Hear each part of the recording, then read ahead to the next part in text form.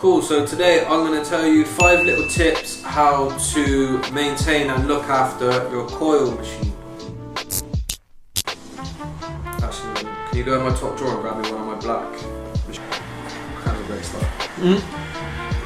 Cool, so 5 tips for maintaining your coil machine.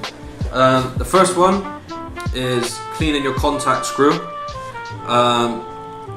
The contact screw, as I've said in a previous post, is this little screw up here. That is the screw that meets your front spring. Basically, you always get some like debris, just a build up where it hits the contact, where it hits the front spring so many times, so often. You get a build up of just dirt and nastiness. You can file that away. You can use a little bit of sandpaper or get yourself like a little file just so that it hits the front spring nicely.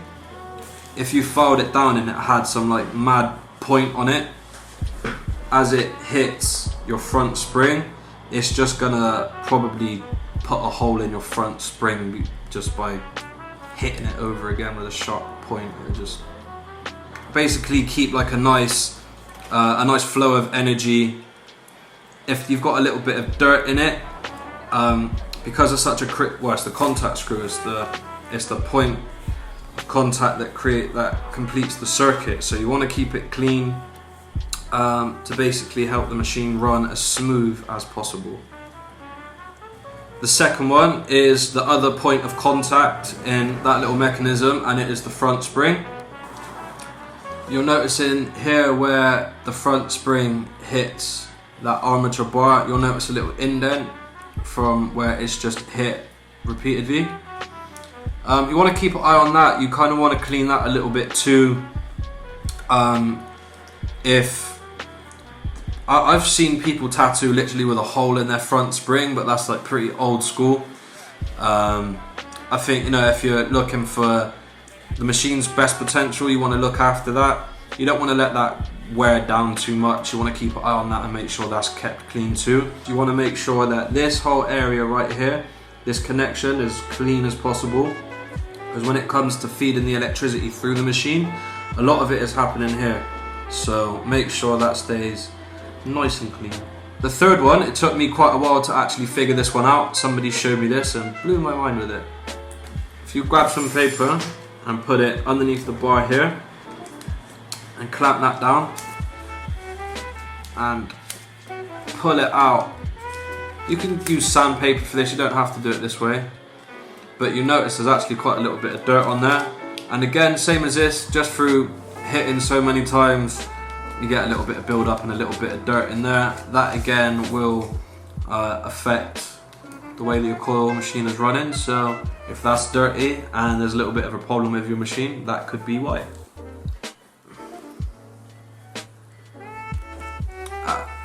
There is a secondary spring in the machine called the back spring. No surprise. As you can see, it's kind of attached to the front spring here. The whole armature bar and front spring is screwed into place here and is attached to the machine through the back spring. This is pretty much like another point of a bit of give and leverage in the machine. As you can see here, as you pull it down, there's quite a bit of give up here on the up here, and then there's resistance on the down here. This spring is pulling this armature bar back up, so your little bit of give is all in the springs up here. If you've maintained your machine and you've changed these springs and something doesn't quite feel right, these springs, they do adjust, they do come out a little bit or go in. If your machine isn't done up tightly here, this back spring might be moving around. You really want to look out for something like that could be affecting your machine. If it's worn down, it could be about to snap. Something could feel a little bit wrong. Keep an eye on that there. Sometimes if it's bent too much, you'll see like a little white streak in it where it's wearing down, and it could be a little bit flimsy, and it will affect the way that your machine is running. If it doesn't feel right, then it could be your back spring. And lastly, I put this in another video. It's pretty surprising how important your elastic bands are to the running of your machine. If your machine isn't running right, you feel like something's a little bit off, like the needle isn't running as smoothly as it did, or the ink's not coming out quite correctly, make sure that your bands aren't too tight, aren't too loose. It's quite typical, I've noticed for, I did it quite a lot anyway, is to put your bands too tight basically. It restricts the needle too much. It won't allow the needle to flow properly in the tube. It will restrict the ink flow at the end of the needle. So yeah, make sure your bands aren't too tight or too loose, because that will affect the way that you're tattooing. At the end of the day, if you're trying to keep a little needle super tight and crisp and keep it super still, and it's not being kept in place by an elastic band, then it's going to be all over the place. So keep an eye out for your elastic bands. And yeah, if anyone else has got any other tips that they'd like to share on how to maintain your coil machine, share it with us in the comments. We'd like to hear back from anyone. And yeah, check back soon.